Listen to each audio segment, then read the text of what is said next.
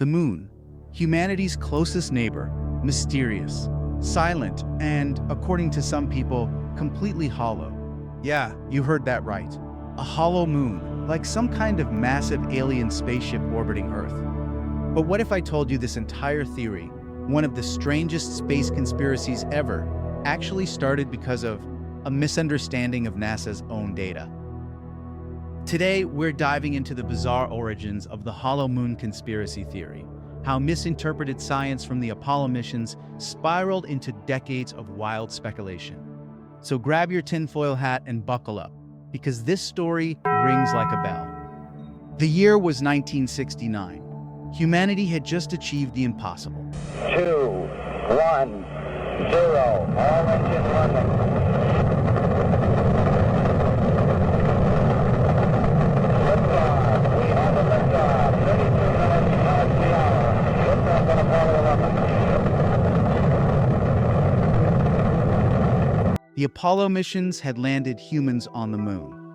While the world was celebrating that giant leap for mankind, NASA scientists were quietly running a fascinating experiment.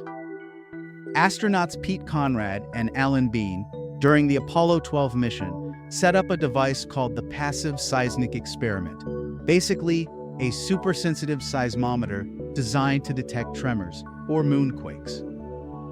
Once their mission was complete, they did something pretty wild. They crashed their lunar module into the moon's surface, on purpose. The impact was equivalent to about 1 ton of TNT, and what happened next became the fuel for a conspiracy that would last decades. When the crash happened, the Apollo seismometers recorded something totally unexpected. The vibrations didn't just fade away like they do on Earth. They kept going and going and going for nearly an hour. It took about 8 minutes just for the vibrations to peak. One NASA scientist famously said, "The moon rang like a bell." And that's where everything went sideways. To the scientists, that phrase was metaphorical, describing how the moon's rigid, dry crust let seismic waves travel for unusually long periods. But to conspiracy theorists, it was proof that the moon was hollow, like a metal shell with something inside. Within years, the idea exploded across fringe publications and UFO circles. The theory went from a misunderstood scientific statement to a cosmic mystery. So, what was really happening? On Earth, earthquakes last maybe 30 seconds, a minute or two, tops. That's because our planet is full of water, and water absorbs energy. It softens rocks and dampens seismic waves. As one scientist put it, Earth acts like a foam sponge. But the moon? Completely different story. There's barely any water. The lunar surface is bone dry and rigid. So when a shockwave travels through it, whether from a meteorite impact or NASA's crash experiment, those waves just keep bouncing around. Like striking a tuning fork that keeps vibrating long after you hit it. So when scientists said it rang like a bell, they didn't mean literally. They were describing a resonance, a prolonged vibration, not an actual ringing sound echoing through space.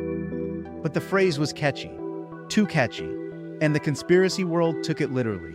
Soon, the hollow moon theory became a favorite topic in the UFO community. People speculated that the moon wasn't natural at all, but an ancient alien base, or even a massive spaceship disguised as a celestial body. Writers like Don Wilson and George H. Leonard published books suggesting NASA was hiding the moon's true nature.